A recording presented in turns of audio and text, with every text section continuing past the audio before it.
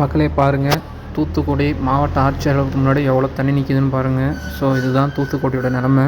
So அதனால் Thoothukudi Tiruchendur side யாரும் வராதீங்க, ஓகேங்களா? ஸோ பாருங்கள், இதை பாருங்கள், ஜூம் பண்ணி காட்டுறேன். மாவட்ட ஆட்சியர் அலுவலகம் தூத்துக்குடி. பாருங்கள், தூத்துக்குடியிலாம் எவ்வளோ தண்ணி நிற்கிது. இது தூத்துக்குடி ஊருக்குள்ளே பாருங்கள். ஊருக்குள்ளேயும் பாருங்கள், முழங்கால் அளவு தண்ணி இருக்குதா செய்யுது, ஓகேங்களா? பாருங்கள், பஸ் டிப்போலேருந்து எல்லாமே வந்து இதாக இருக்குது சைக்ளோன்னால்.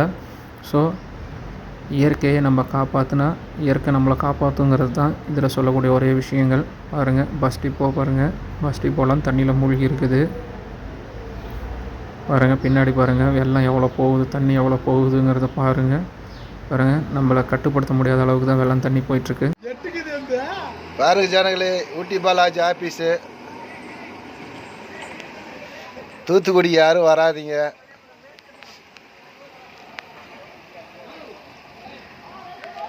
எங்களோட நிலைமையை பாருங்கள்.